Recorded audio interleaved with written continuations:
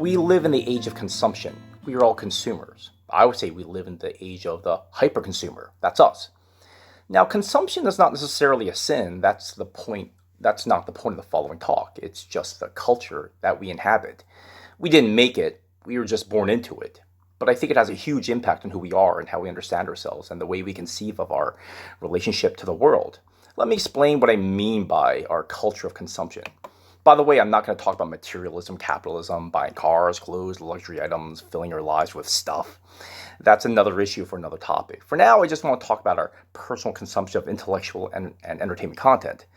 Things have radically changed in my own lifetime. I don't think I'm that old, but when I think about how much the world has changed in my lifetime, I guess I have to include that, well, I kind of am old. So, back in the olden days when I was but a child, there were three major television networks. This was before the advent of cable TV. And TV shows were broadcast over the airwaves. And televisions had these antennae. And you guys remember those? So what this meant was, because there were only three channels, there really wasn't that much to watch on TV, at least compared to the variety of the selection that we have now.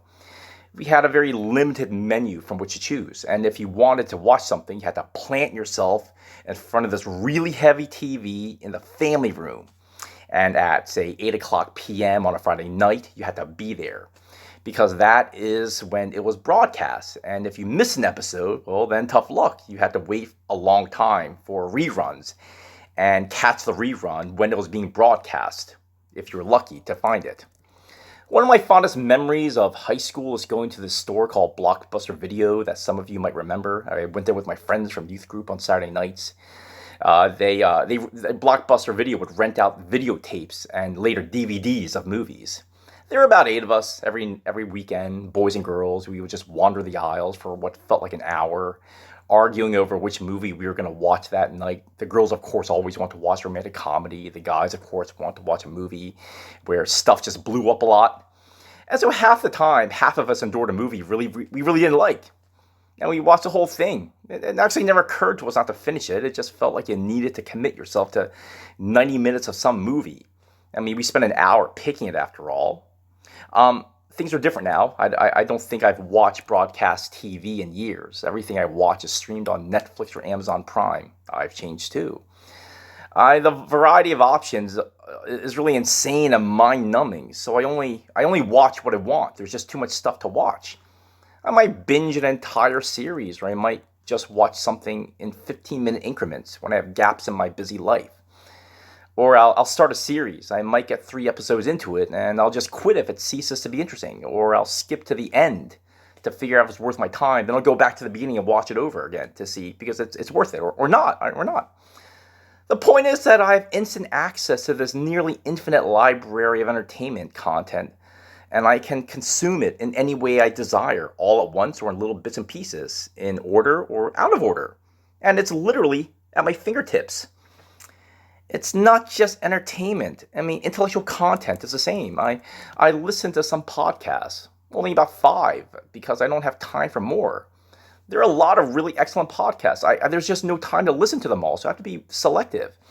Some of the podcasts are sermons, some are about history of philosophy. There's some fun stuff. Again, there's a lot of really good stuff out there. But I only listen to what I want, and I pick the episodes I want.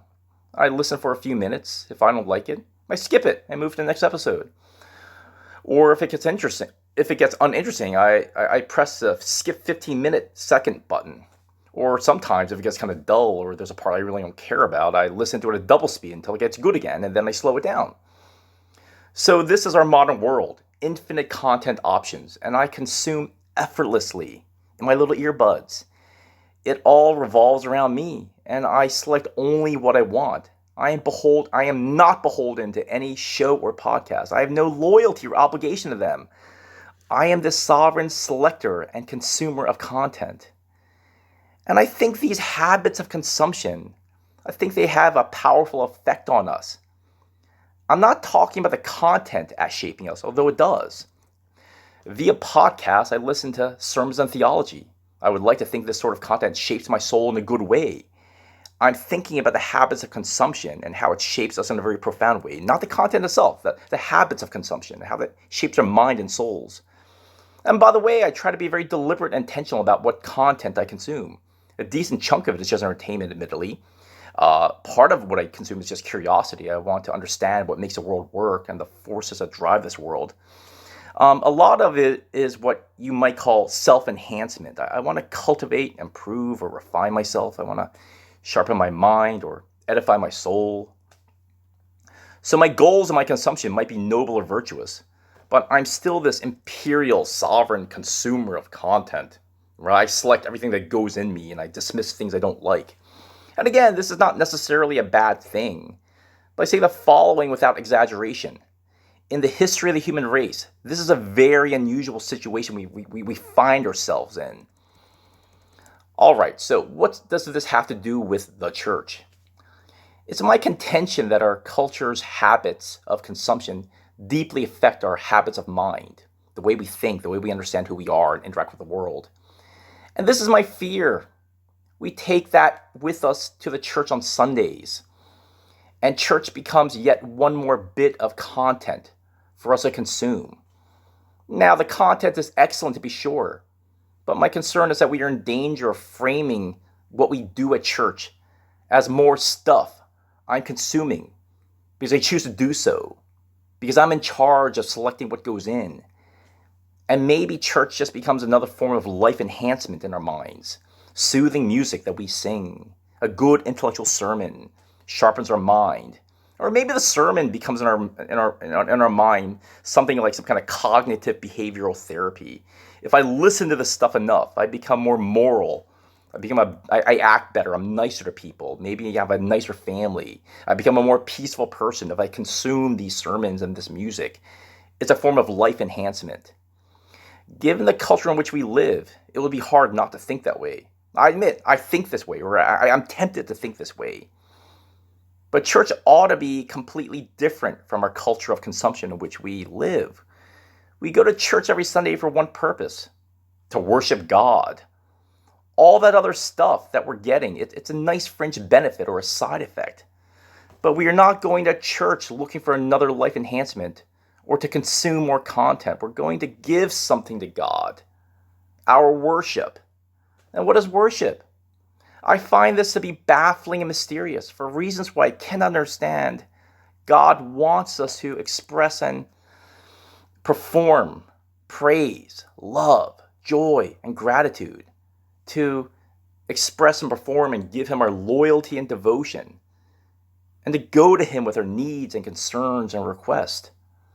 Worship is like a performance. We are on stage doing things, singing, listening, speaking, confessing. And God is the audience watching us. Church is not us consuming content. Actually, it's God. God is the one who is consuming us, or God is consuming our worship. So that's what we do in church. We worship, and God consumes that which we do.